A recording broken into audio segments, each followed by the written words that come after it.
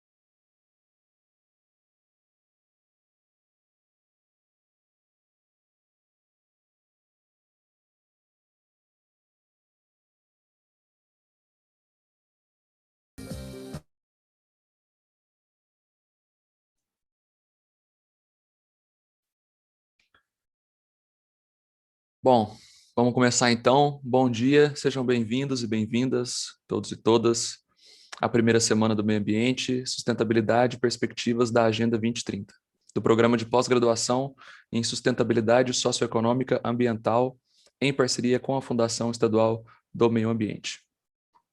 Eu sou o Rafael Flose, atualmente sou estagiário do programa e também aluno do curso de Turismo da Universidade Federal de Ouro Preto.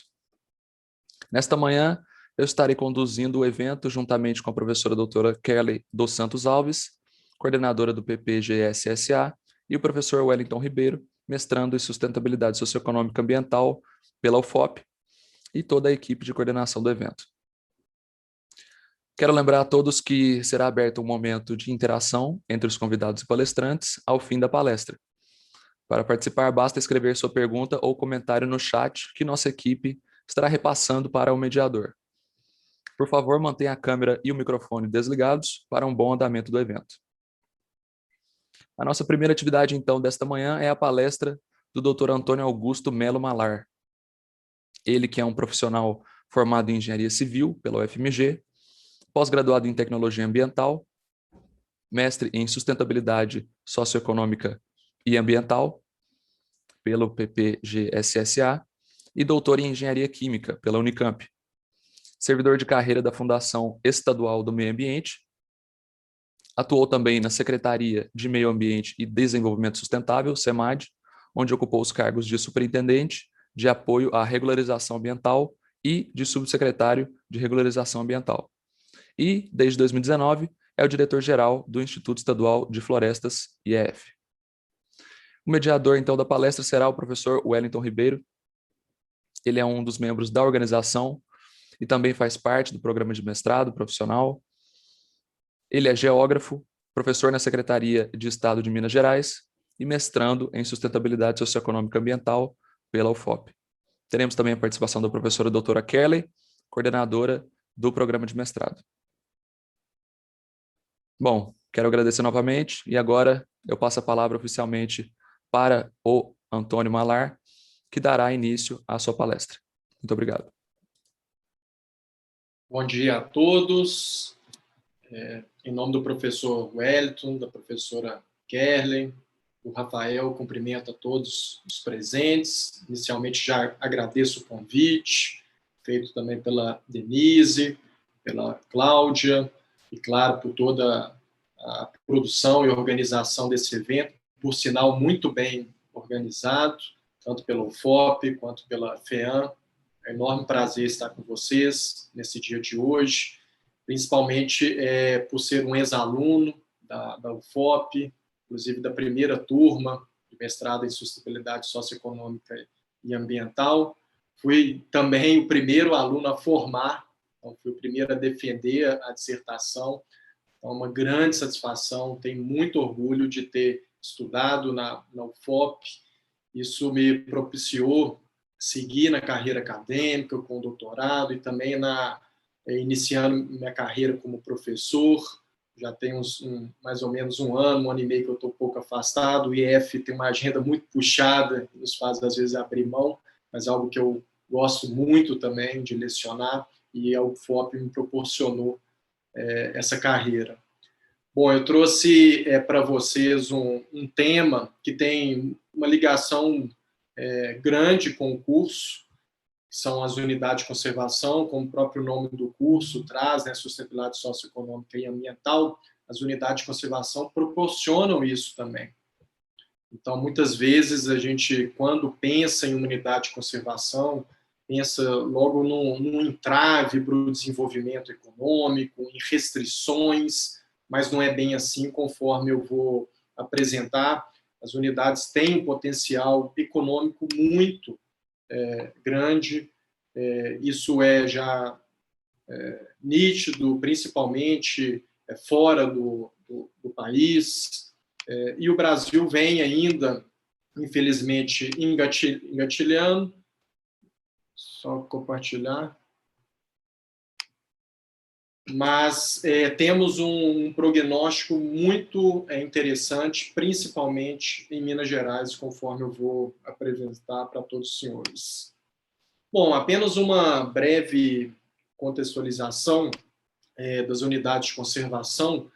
Então, esse é um conceito trazido pelo Sistema Nacional de Unidade de Conservação, pela Lei 9985, que é um ambiente instituído pelo poder público e, claro, com objetivos de conservação, com limites definidos, e sendo que a gente possui uma série de categorias de unidade de conservação, e para o estabelecimento de cada categoria, deve-se levar em conta quais formas de proteção que se quer naquele determinado ambiente.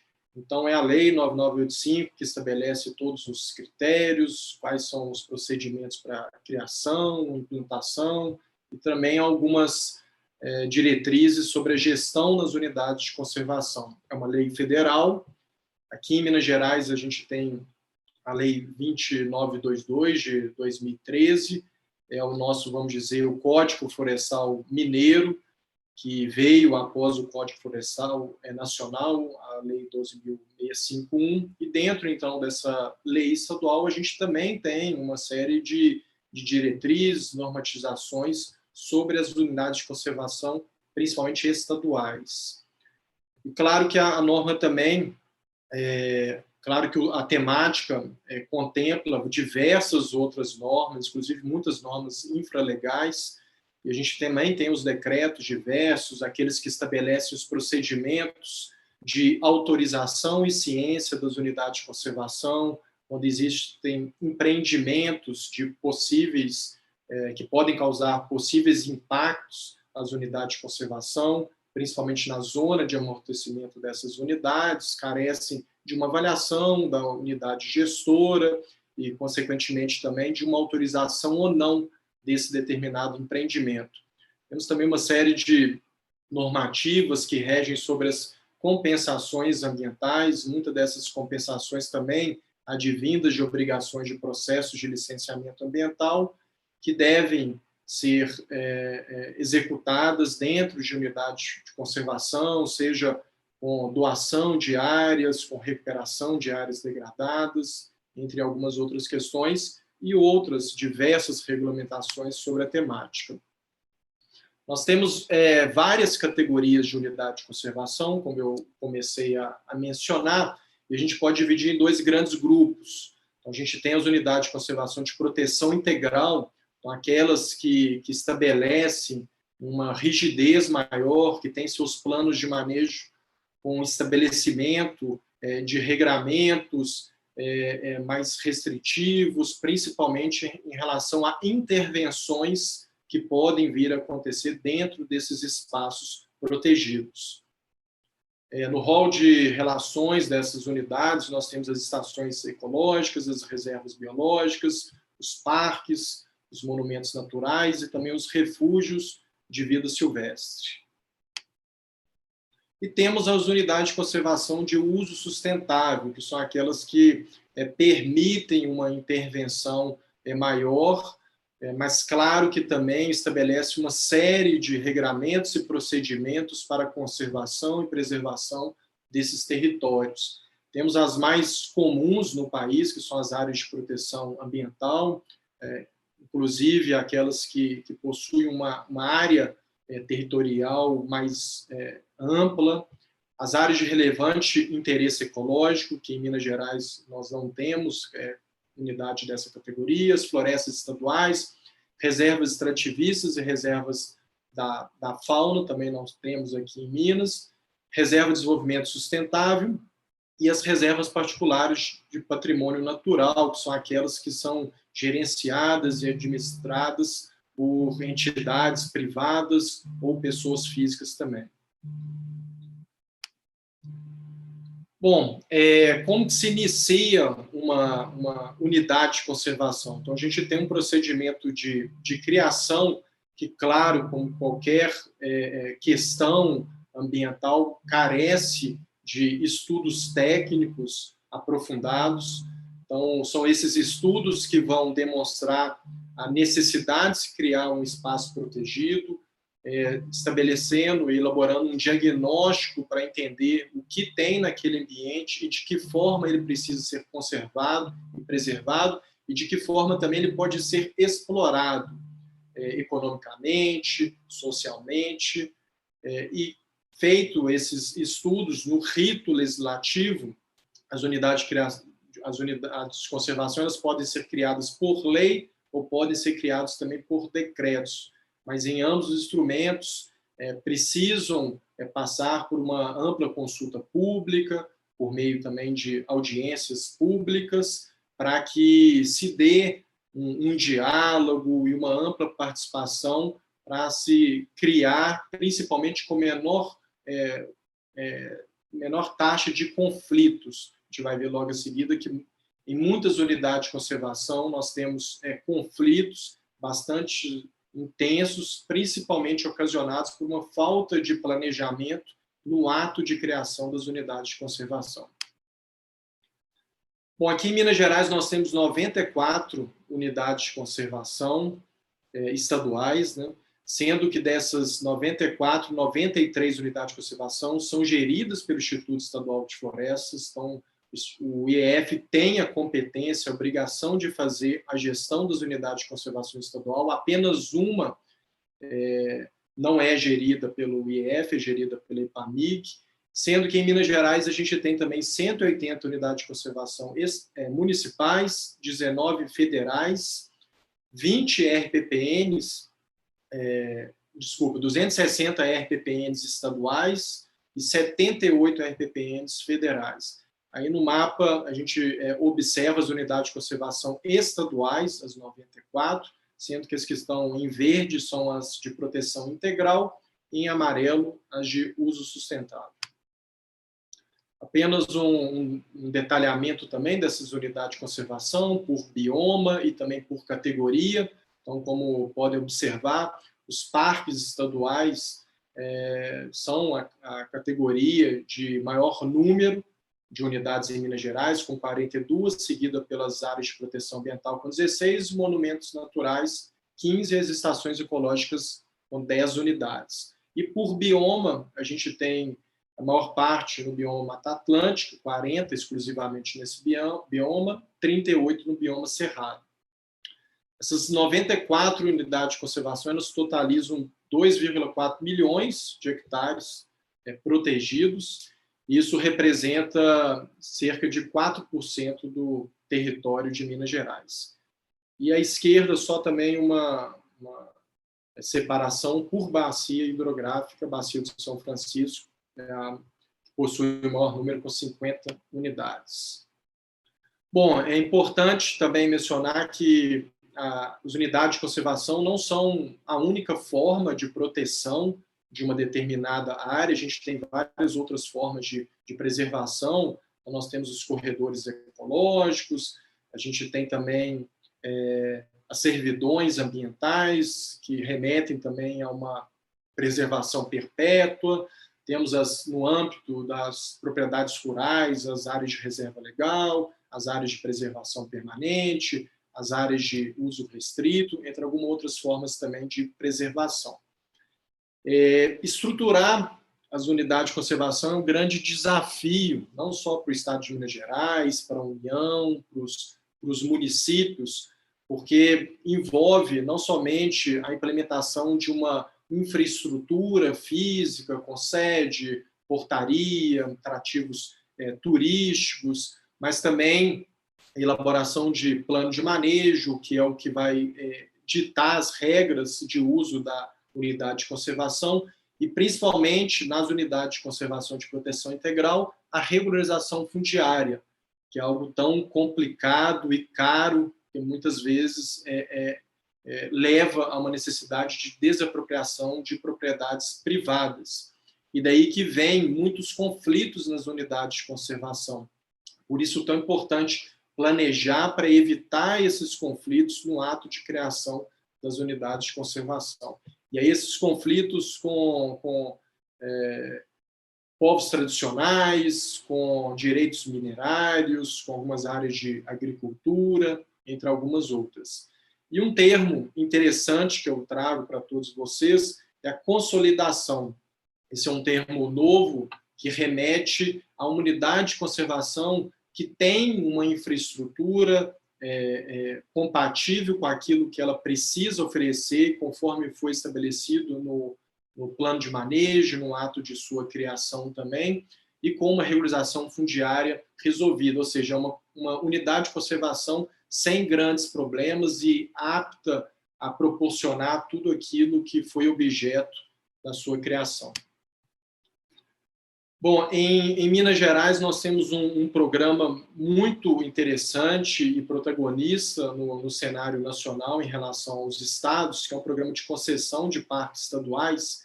E aqui, já de cara, eu trago um ponto importantíssimo que remete à diferenciação de concessão para privatização. Concessão, ela tem um determinado período e é uma transferência de apenas uma parte da gestão da unidade de conservação para uma entidade privada. Então, no caso de Minas Gerais, a gente transfere a gestão da visitação para uma entidade privada, sendo que a gestão ambiental, a gestão da conservação da unidade permanece com o Instituto Estadual de Florestas. Esse modelo de concessão é um modelo de sucesso no mundo todo, já executado há alguns séculos, inclusive, nos Estados Unidos, na Europa também já consolidado há bastante tempo, e no Brasil começando mais recentemente, principalmente com algumas unidades de conservação federais. Eu acho que o exemplo mais emblemático no país é a unidade de conservação de Iguaçu, onde a gente tem a Foz de Iguaçu, que é uma unidade modelo, muitos de vocês com certeza já visitaram. Esse foi um programa lançado em 2019 e a nossa meta é chegar até o final do ano que vem com 20 unidades de conservação sob esse regime de concessão, coordenado pelo IF, mas tem também uma ampla participação tanto da Secretaria de Meio Ambiente, Secretaria de Cultura, Secretaria de Infraestrutura e vários outros parceiros também. O interessante é que o Brasil ocupa a segunda posição no ranking do Fórum Econômico Mundial em recursos naturais, contemplando aí 140 países, mas somente o 32º em competitividade de turismo. E isso em virtude de uma série de carências, dificuldades, principalmente em relação à infraestrutura de serviços turísticos, competitividade de preços e também o seu ambiente de negócio. Nesse sentido, que é preciso, então, ofertar um serviço de maior qualidade. E isso, claro, contempla as nossas unidades de conservação. Sendo que visitar essas áreas protegidas, ela não deve também ser uma experiência para poucos. Hoje, no país, em Minas Gerais, A gente tem um número muito limitado de visitantes e poucos visitantes, até em decorrência da infraestrutura que não propicia, por exemplo, idosos, pessoas com alguma deficiência física, usufruírem também da beleza natural das nossas unidades de conservação. Bom, o governo tem uma série, né, de dificuldades, e não há nenhum problema em mencionar isso, como, por exemplo, escassez de pessoas que trabalham nas unidades de conservação, dificuldades financeiras, dificuldade de manutenção das estruturas. Quando a gente tem, por exemplo, um vidro quebrado numa determinada estrutura, isso demora a ser reformado. No caso, por exemplo, de uma entidade privada, se aconteceu de manhã à tarde, ela já está realizada, já está reformada. A gente tem uma atividade complexa que demanda agilidade, expertise, promoção e qualificação da equipe. Então, é isso que as unidades de conservação precisam ofertar, principalmente para o público. O recurso arrecadado, muitas vezes, pela unidade de conservação estadual, ela não é investida propriamente na unidade de conservação, poucas opções de serviços ofertados à população. Então, a gente tem a beleza natural, mas a gente não tem infraestrutura que propicie o algo a mais em relação à beleza natural. E o distanciamento da sociedade, como eu mencionei anteriormente, muitas vezes a unidade de conservação é vista como um entrave para o desenvolvimento econômico, e, pelo contrário, ela gera riqueza, gera renda, principalmente para a comunidade do entorno, para aquela comunidade que tem uma relação maior com a unidade de conservação. Então, a proposta é buscar, com esse modelo, né, uma gestão de serviço de visitação que traga inovação, traga excelência, traga um algo a mais para os visitantes. Então, como eu mencionei, aproxima, envolve toda a sociedade, induz também o desenvolvimento econômico. Claro que o uso público também é uma ferramenta de conservação. A gente sempre fala que uma unidade de conservação, exceto aquelas que são fechadas para visitação, por conta de ter um caráter diferencial, mas as demais, como os parques estaduais, elas precisam de visitação. É com a visitação que a gente cria uma conscientização ambiental, uma educação ambiental para a população, para todos os cidadãos. Então, é importante que as unidades de conservação sejam visitadas, claro, respeitando todas as regras estabelecidas no plano de manejo. Então, elas são verdadeiras promotoras do desenvolvimento econômico e não um entrave para o desenvolvimento econômico. É isso que precisa ficar muito bem estabelecido. E até um estudo que o ICMBio fez recentemente, em 2019, apontou que a cada R$1 investido nos parques, R$7 retornam para a economia. Então, isso mostra o potencial ainda pouco explorado das unidades de conservação e o que investir acarreta em desenvolvimento econômico, não só para a região de entorno, mas para o Estado, para o país. Em relação ao turismo nas unidades de conservação, ele ainda é muito tímido. Nós tivemos em 2019, que é um ano de referência, 15,3 milhões de visitantes nas UCs do país. Só em nível de comparação, nos Estados Unidos, nós temos mais de 300 milhões de visitantes nas unidades de conservação daquele país. Apesar da gente ter um aumento freado agora em 2020, porque boa parte do ano a gente teve as unidades de conservação fechadas, mas ainda um número muito aquém do potencial existente.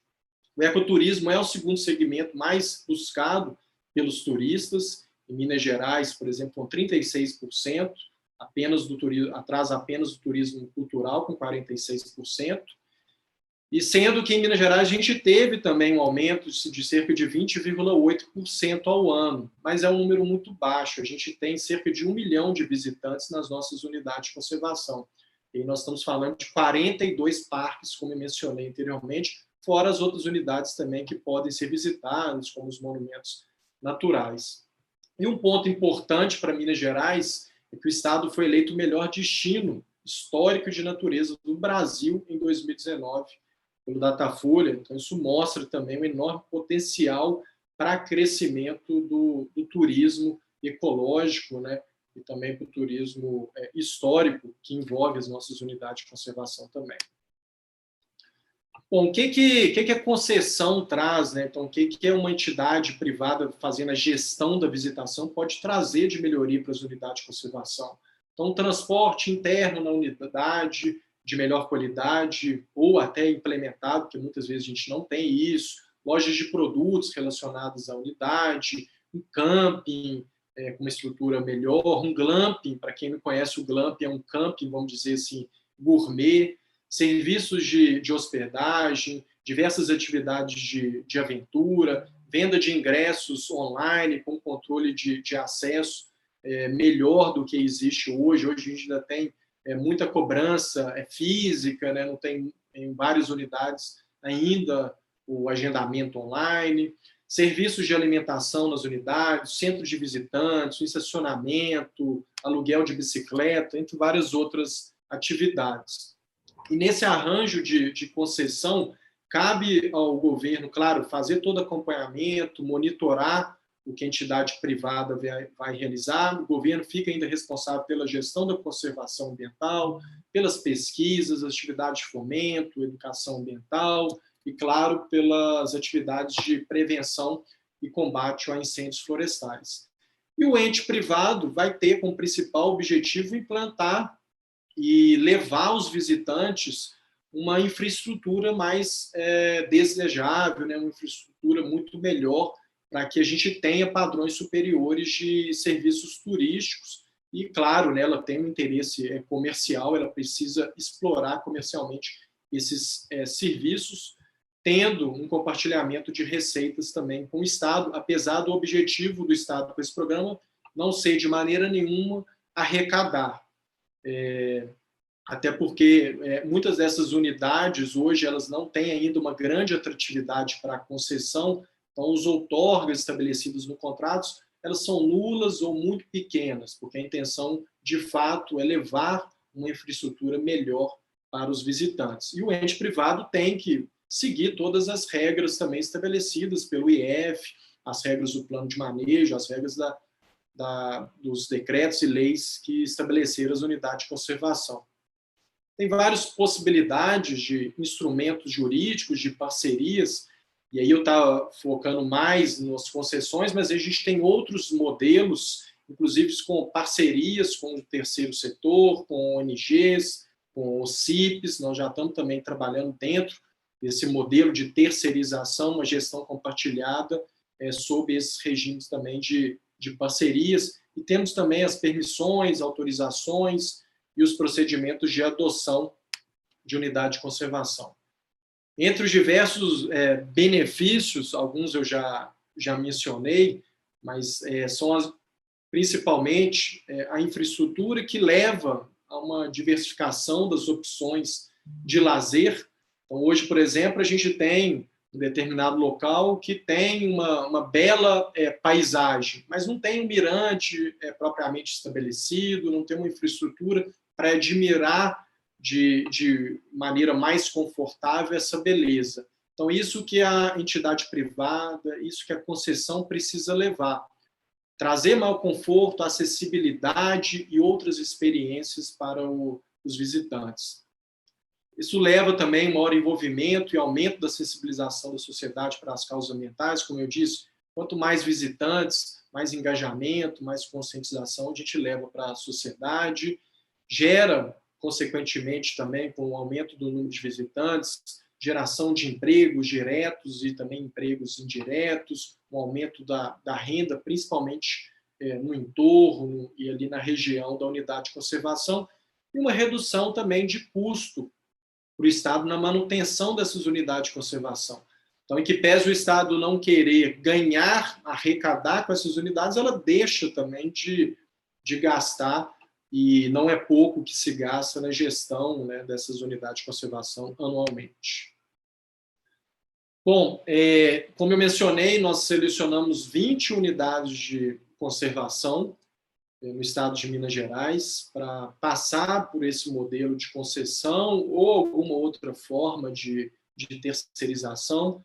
Nós estamos com um modelo muito adiantado, praticamente finalizado, que é o grupo que envolve a Rota das Grutas, que envolve o Parque Estadual do Sumidouro, onde a gente tem a Gruta da Lapinha, o Monumento Natural Peter Lund, onde a gente tem a Gruta do Maquiné, e o Monumento Natural Gruta Rei do Mato, onde a gente tem a Gruta Rei do Mato.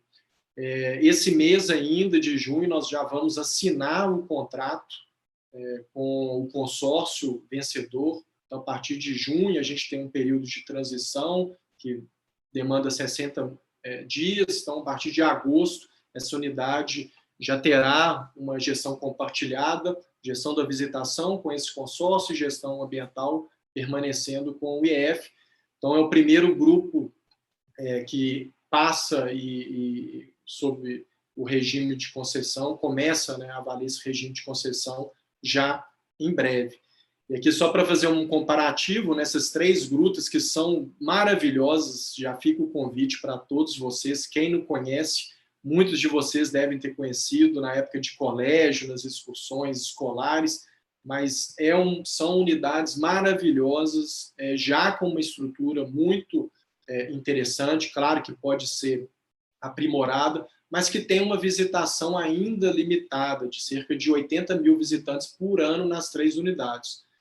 E a título de comparação, nos Estados Unidos, a gente tem várias cidades que possuem uma gruta com beleza natural inferior às nossas grutas, que recebe milhões de visitantes, apenas uma gruta. Então, mostra também o nosso potencial de visitação nessas unidades. Temos também um outro grande grupo no âmbito de um acordo que a gente tem com o BNDES, que envolve o Parque do Bitipoca, o Parque do Rio Doce, a Serra do Rola Moça, aqui pertinho de Belo Horizonte, o Itacolomi, aí, né, do lado da UFOP, um parque maravilhoso, o Parque do Biribiri e também o Pico do Itambé, com a previsão de assinatura dos contratos a partir de março de 2022. O Parque do Itacolomi, que está muito próximo da UFOP, um patrimônio também natural de Minas Gerais, e belíssimo, é extremamente pouco visitado. A gente tem cerca de 10 mil visitantes por ano, num parque que tem inúmeras belezas naturais, já tem uma estrutura também bem interessante, tem um problema de acesso que será resolvido também no âmbito da concessão e também de alguns avanços que a gente vem conseguindo por meio de compensações ambientais, mas que precisa ser visitado, assim como outras unidades de conservação aqui mencionadas.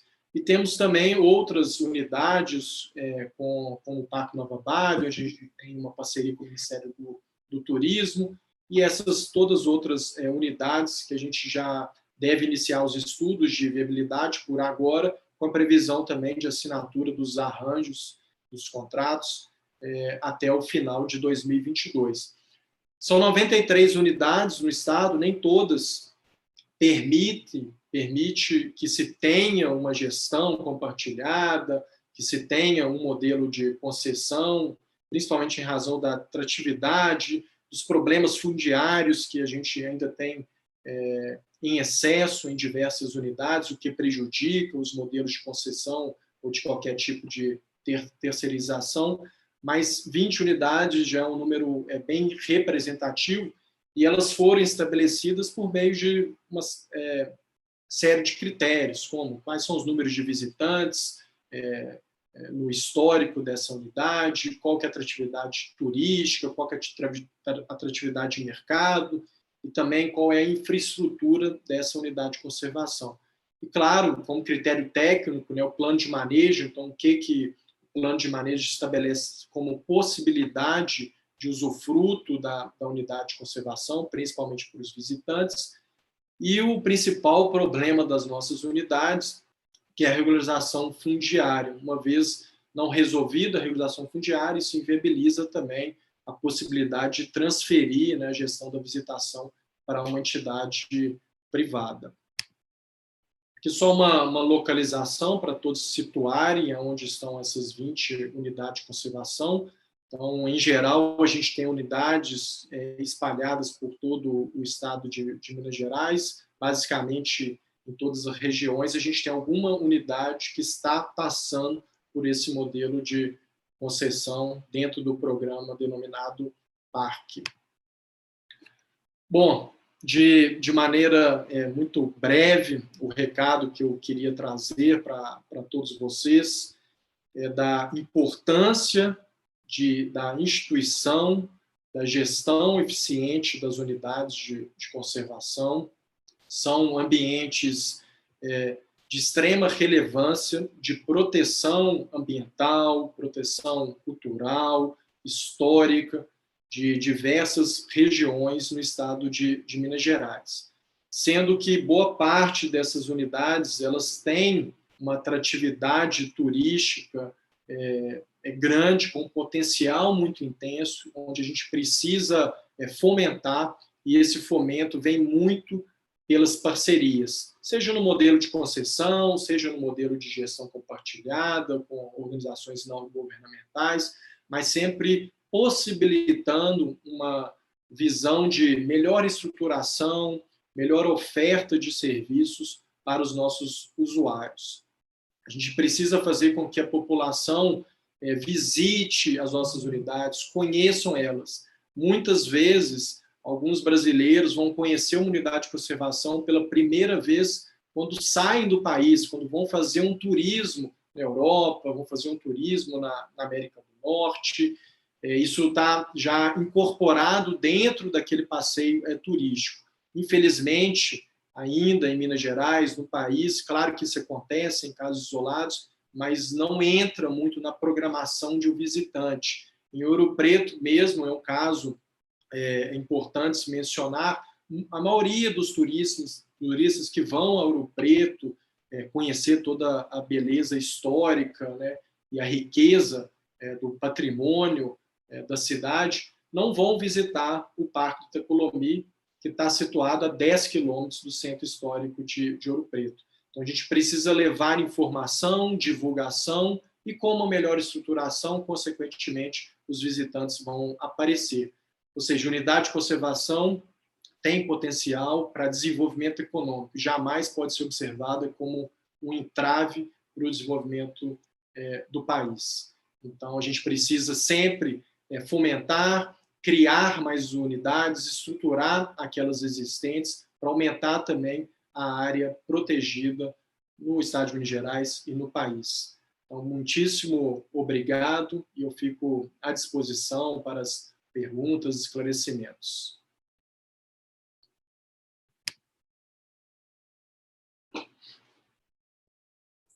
Muito bem.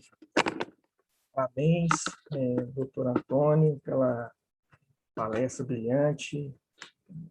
Assim, estou tentando aqui fazer algumas considerações, mas foram todas esclarecedoras. Ficou muito bem, a apresentação muito bem didática apresentada. Tem uma pergunta aqui. Essa pergunta ela é da Andréia. Ela colocou assim: bom dia. Não foi mencionadas as unidades de conservação de uso sustentável com populações tradicionais. Minas Gerais possui essa modalidade? Em seu ponto de vista, as unidades de conservação do Estado seguem o pensamento do preservacionismo ou conservacionismo? Como funciona essa concessão de unidade de conservação que possui populações tradicionais? Bom, nós temos, na verdade, populações tradicionais, sejam quilombolas, os indígenas, ou algumas outras, tanto nas unidades de conservação de uso sustentável, quanto nas de proteção integral. Em algumas de uso sustentável, como, por exemplo, nas áreas de proteção ambiental, existe uma compatibilidade maior dessa, vamos dizer, chamada dupla afetação. Então, é possível a harmonização entre unidade de conservação e os povos tradicionais. Quando a gente traz para as unidades de conservação de proteção integral, isso torna, às vezes, um pouco mais... Isso traz uma complicação maior, porque muitas vezes o que é desenvolvido, o que é feito pelos povos tradicionais dentro da unidade de conservação é incompatível com o objeto de criação daquela determinada unidade de conservação. Então, isso acaba gerando, muitas vezes, um conflito. Mas é algo que precisa ser definido, porque, muitas vezes, também os povos tradicionais estão antes da criação da unidade de conservação. E daí vem a importância que eu mencionei do planejamento de criação da unidade de conservação, tentando-se sempre evitar esses conflitos. Então, no caso de unidade de conservação de proteção integral, o ideal é que ela não tivesse sobreposição com os povos tradicionais. Aqui em Minas Gerais, a gente tem alguns casos importantes que são tratados, inclusive, no âmbito judicial, mas que a gente até já incorpora em alguns modelos esse conceito de dupla afetação, mas que precisa até de um regulamento, de uma lei ou estadual ou federal. Então, a gente vem tratando muito até em conjunto com o Ministério Público para fazer essa conciliação. Mas é algo bem complicado nas unidades de conservação de proteção integral. De uso sustentável já existe uma harmonização, uma viabilidade maior para esse convívio, né, entre unidade e povos tradicionais. Em relação a ser preservacionista, conservacionista, isso depende muito do modelo, da categoria de unidade de conservação, como eu mencionei. Então, a gente tem unidades de conservação, como, por exemplo, as reservas biológicas, que levam uma proteção muito maior, que tem um objetivo de direcionar para a pesquisa, para as atividades de educação, e a gente tem algumas outras unidades, como os monumentos naturais, que já tem outro viés, muitas vezes até direcionado à beleza cênica, à questão patrimonial, histórica daquele determinado território. Então, isso varia de unidade para unidade. Então, cada uma tem sua especificação, e por isso que é tão importante também estudar com critérios, com estudos. Infelizmente, no passado também tivemos muitas unidades de conservação instituídas sem um estudo, que acabou configurando aquela determinada unidade uma categoria que não é a mais apropriada. Então, a gente tem, por exemplo, em Contagem, uma APA, uma área de proteção ambiental, que tem todas as características de parque. Até o próprio nome dela é APA Parque Fernão Dias. Então, no âmbito também do IF, a gente vem fazendo um trabalho de recategorização de diversas unidades de conservação. Eu não sei se é a última, acho que tinha mais um ponto sobre concessões, eram 4 perguntas em uma.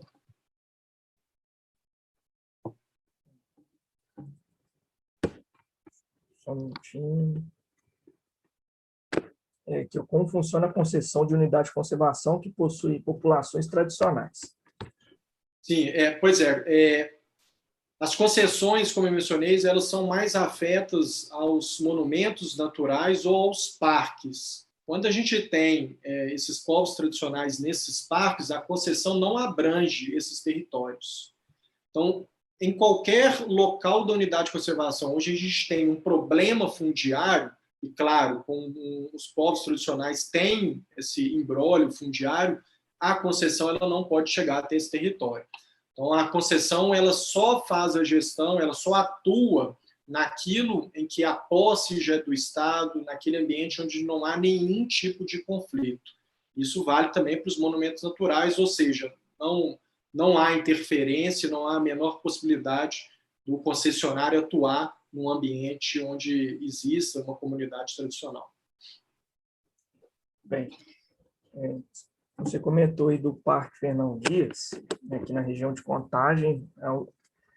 Uma coisa que eu tenho percebido, essa gestão tem feito mais essa participação, inserir, né, a questão das instituições, das escolas, para a visitação de parques, porque isso ficou meio que esquecido ao longo de alguns dos anos. Por exemplo, eu trabalho com educação profissional, né, e eu nunca vi, né, perante, por exemplo, o próprio governo, né, essa interligação, nessa conexão entre governo e as próprias instituições.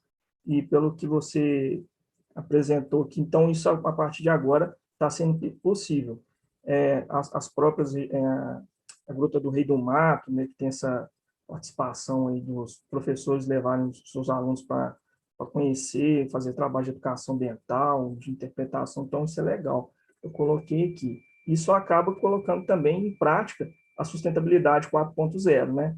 Que tem ganhado espaço aí nos últimos tempos. Tem mais uma pergunta aqui. O programa PARC abrange a região da Serrinha do Parque Estadual do Itacolomi.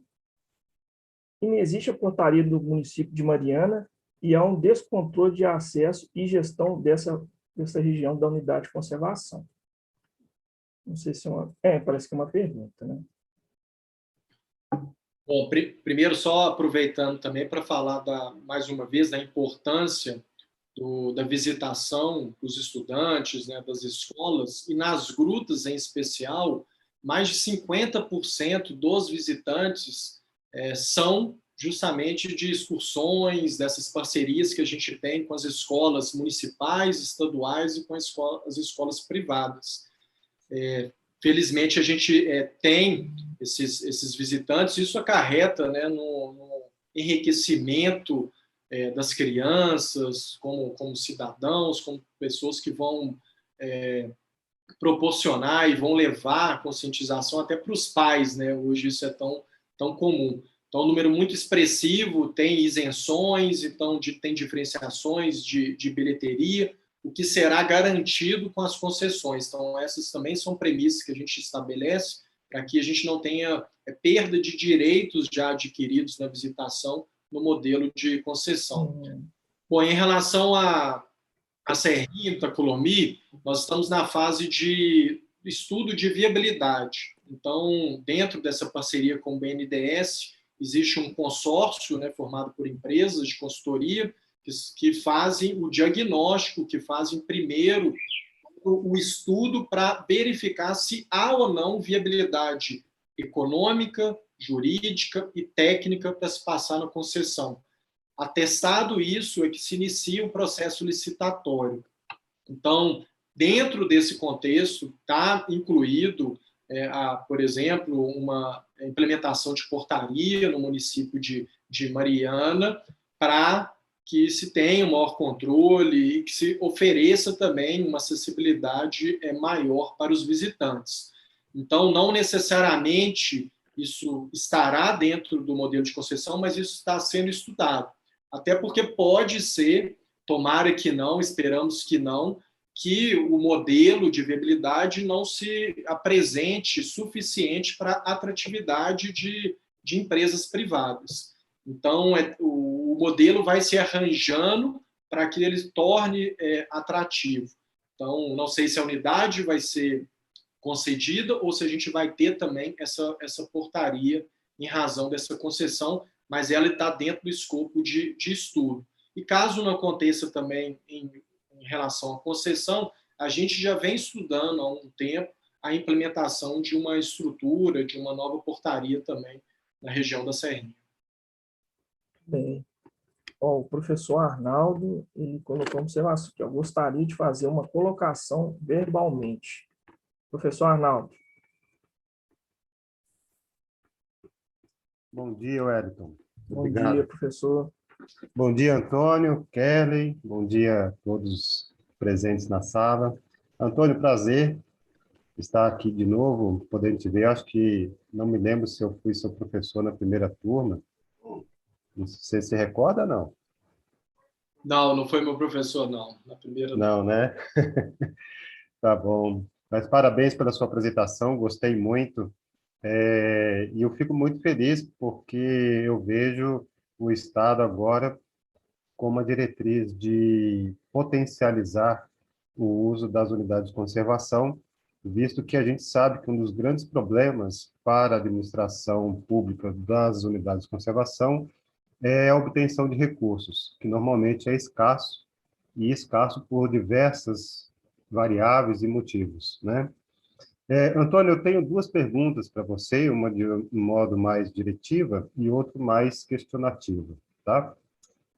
A primeira, eu gostaria de saber o seguinte: uma vez dada essa concessão para essas empresas, ou para quem se ter essa iniciativa, como que o recurso advindo desta concessão será feita em benefício dos cofres públicos?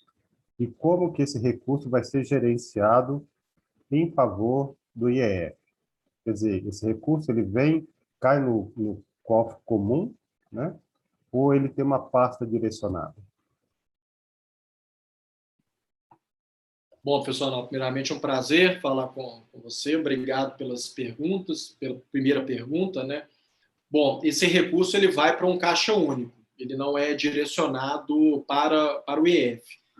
Mas, como eu disse anteriormente, o objetivo desse programa não é arrecadatório.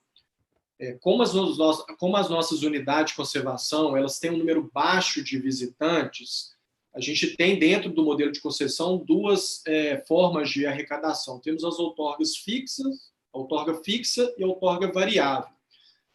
A outorga fixa vai se aproximar muito de zero desses modelos para que ele tenha atratividade de mercado. A outorga variável, claro, ela pode variar, o próprio nome diz, em razão do faturamento dessa empresa, mas é um percentual também muito pequeno, senão a gente também não consegue essa atratividade.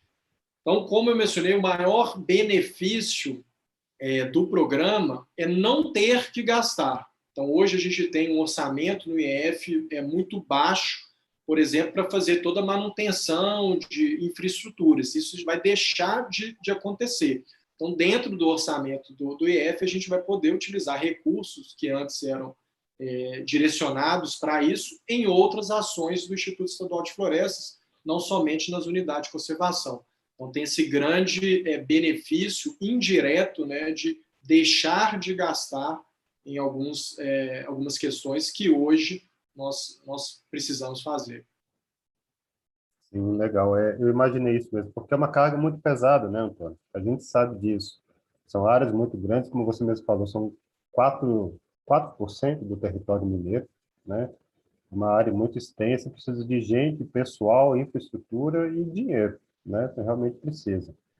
Nesse contexto, Antônio, eu trabalho com valoração ambiental, né? Já há muito tempo, meu doutorado é na área de economia ambiental, e eu submeti vários projetos para o CNPq, CAPES, e foram aprovados, no sentido de estimar qual era a contribuição econômica das unidades de conservação para os municípios mineiros, né?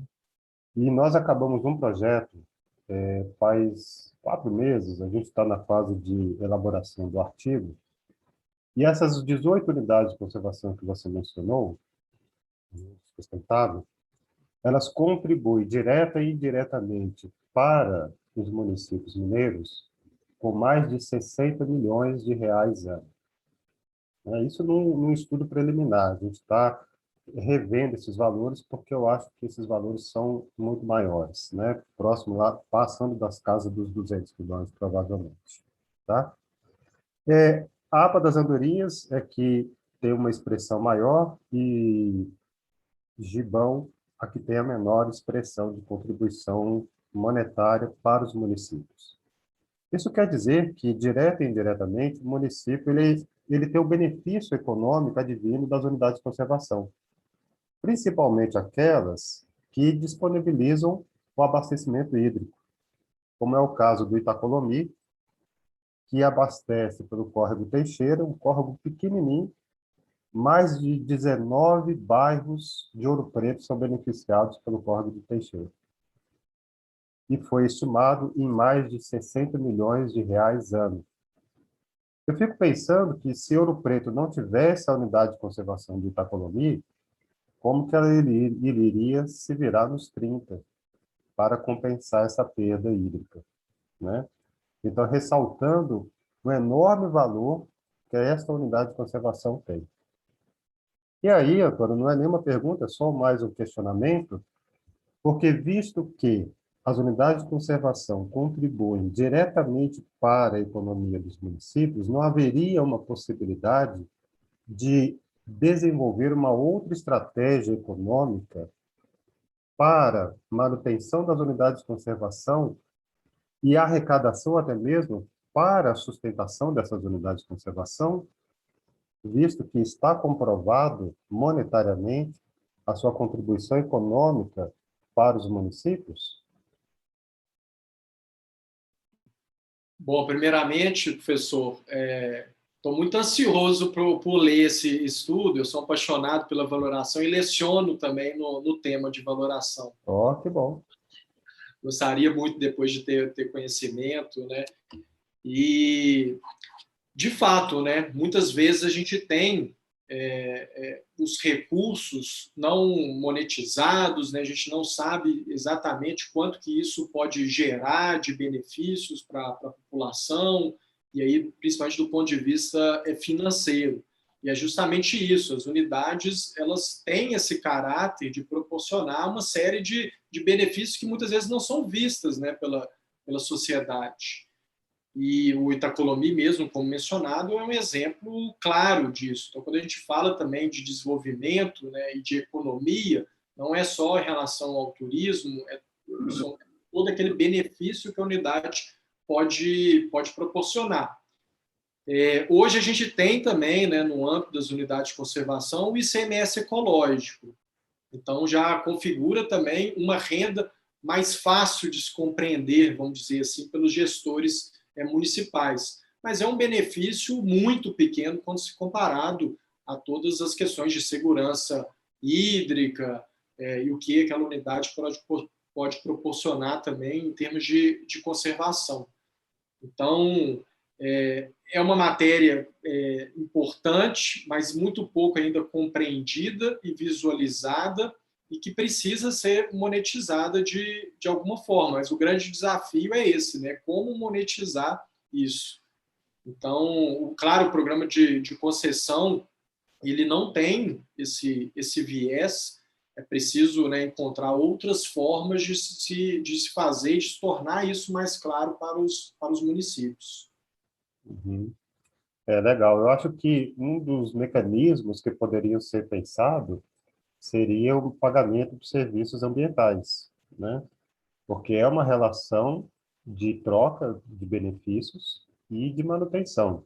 É claro que a unidade de conservação não tem como finalidade gerar lucro, mas ela tem que, no mínimo, ser reconhecida pelos benefícios que ela presta à sociedade, né? Só para você ter uma ideia, o Itacolomi, por todos os seus serviços ecossistêmicos, foi valorado em 2014, num trabalho que eu fiz, em mais de 18 bilhões de reais.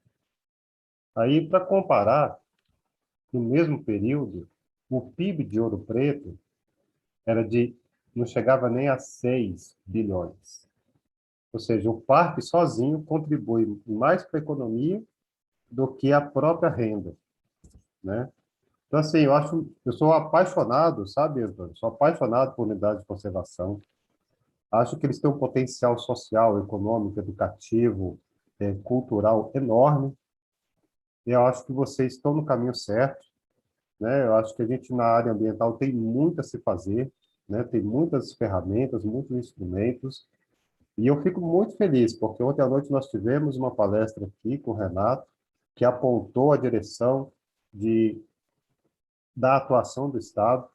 Hoje você traz essa perspectiva que eu também vejo com muito bons olhos, uma direção das unidades de conservação para serem protegidas, preservadas, conservadas. E eu, assim, parabenizo o esforço seu e de toda a equipe, né?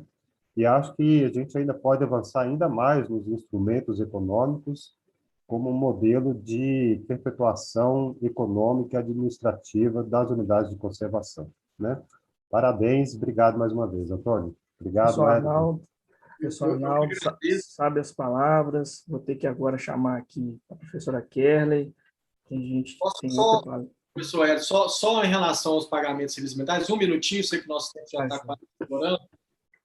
Nós temos um anteprojeto de lei sendo elaborado pelo CISEMA, então pela SEMAD, com participação efetiva do EF, que justamente tem o objetivo de fazer esses reconhecimentos. Não em unidade de conservação de proteção integral, mas acaba envolvendo as RPPNs, algumas outras unidades de conservação. E trabalhando muito no objetivo também de não o Estado pegar um recurso e aplicar e direcionar para quem preserva, porque o Estado não tem recurso, mas trabalhar com outros mecanismos e até da iniciativa privada para transferência desses pagamentos para quem, de fato, conserva e preserva. Muito legal. Bem. Professora Kerley. Gente, bom dia a todas e todos. Parabéns, Antônio Malar, para o nosso primeiro mestre, vamos dizer assim. Eu não sabia dessa informação e já fiquei muito, muito feliz também. Agradeço a inserção do professor Arnaldo, né, que fez uma boa condução aí, e excepcionalmente, professor Wellington, com essa mediação importante e é também atualmente nosso aluno. Malardi, eu vou tomar a liberdade de chamar assim, tá? Primeiro, você traz um tema que me é bastante caro, não é? Eu também sou uma das pessoas que entendem aí da potencialidade, né, das unidades de conservação e, sobretudo, da possibilidade de articulação com as comunidades locais, com as comunidades do entorno, porque até, assim, a gente não tem tempo para isso, mas eu fiquei aqui bem instigada, primeiro com a apresentação, parabéns, conforme o Wellington disse, uma apresentação bastante didática, gostaria em outros momentos de convidá-lo para compor conosco, tanto no programa de sustentabilidade, mas também no curso de turismo, eu contribuo também lá, né? E por conta de uma das minhas formações, e tenho pensado muito nos processos psicossociais para relacionar com as comunidades do entorno, porque, como a gente bem sabe, ainda existem, né, em determinadas unidades, algo dos conflitos que acontecem, mas a gente não teria tempo para aprofundar, então é uma pena. Um outro ponto que você trouxe de fato, nos últimos 10 anos, se não me engano, a possibilidade de visitação aumentou aí mais que 300%, isso dados de 2019, né? Mas a gente ainda esbarra, né? Então, apesar de todo esse potencial social, cultural, histórico, econômico, inclusive como possibilidade de articulação com grandes organismos internacionais, né? Para poder pensar o uso dos parques, o uso das unidades, ainda assim, a gente ainda esbarra na questão da infraestrutura. Então, você traz isso muito bem. Eu fiquei instigada também para perguntar a questão da pandemia, né? Porque ano passado tivemos as voltas, numa orientação do mestrado, inclusive no sustentabilidade, de um aluno que trabalhou a questão do turismo pedagógico, na possibilidade também, aí como o Wellington disse, né, na possibilidade da percepção e da interpretação ambiental, uma outra frente de trabalho também que eu percebo. Mas, enfim, bastante instigadora a sua fala, assim, me remete à vontade de continuar a conversar e já deixo o convite, agradeço, né, é uma honra ouvi-lo, aprender com você. É uma apresentação que de fato, me dá vontade de continuar e de permanecer aqui. Dada a questão da programação, eu já faço o encaminhamento de sugerir sua participação depois, né, da gente estreitar os convites, inclusive para pensar também as possibilidades de estágio. Agora a gente está com uma... eu vi que abriram o edital, e comuniquei, inclusive, a chefia de departamento, e eles já fizeram, inclusive, um contato com o IEF para a possibilidade de estágios. Esse estágio agora, me parece que de modo híbrido, né? O IEF sempre esteve conosco, igual você disse, uma proximidade muito grande. E um outro ponto, já me avisaram aqui, para eu não me estender, mas, assim... o tempo urge, né? Mas uma última coisa, Rafael, e já termino, tá?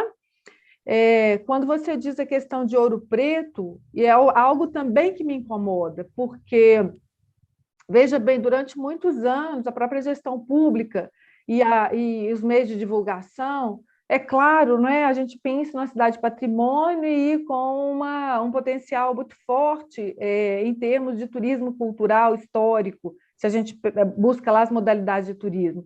Mas quando a gente busca o entorno e mesmo o Itacolomi Mas se a gente fosse...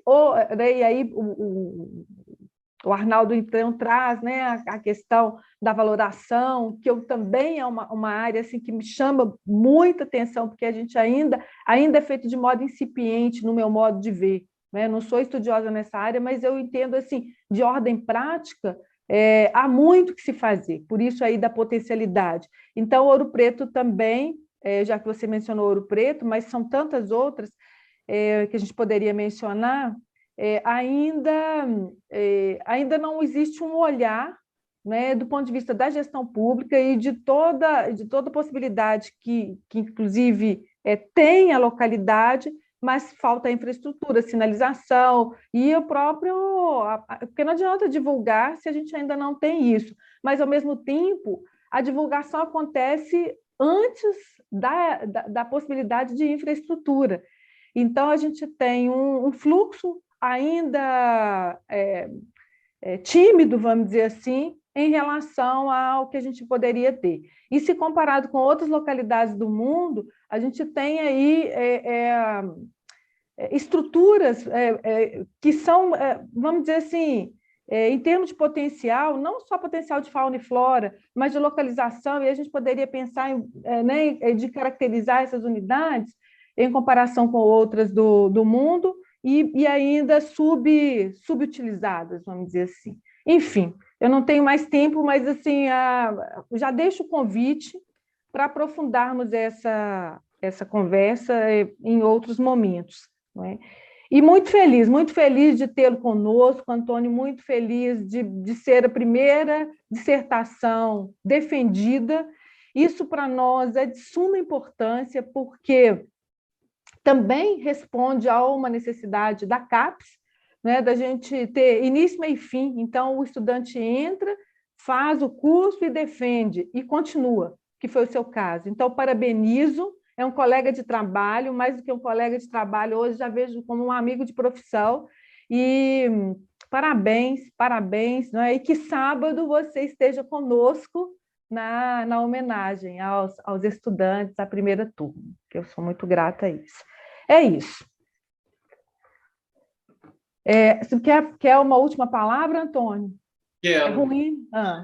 É a última palavra, Rafael. Daí fechamos com chave de ouro. Bom, eu queria falar sobre cada um dos assuntos que você trouxe, mas não temos tempo, mas já me coloco à plena disposição, tá, professora, para a gente conversar em outros momentos, em outros fóruns. Contem sempre comigo, sempre que precisarem. Eu gostaria só de rapidamente agradecer a oportunidade. É sempre muito prazeroso falar das nossas unidades de conservação. Eu sou o servidor de carreira da FEAM, mas estou no IEF já desde 2019, me apaixonei pelas áreas, né, temáticas do Instituto Estadual de Florestas, e em especial as unidades de conservação, cada uma mais bonita do que a outra. E fica aqui só o meu convite para que todos conheçam as unidades, não só o Parque Taculomi, mas todas as nossas unidades no estado. E, mais uma vez, parabéns pela organização, por excelente evento, e é uma honra e uma gratificação muito grande minha ter participado e ser um ex-aluno da UFOP, uma universidade que eu tanto admiro. Muito obrigado, e contem comigo sempre. Um grande abraço a todos.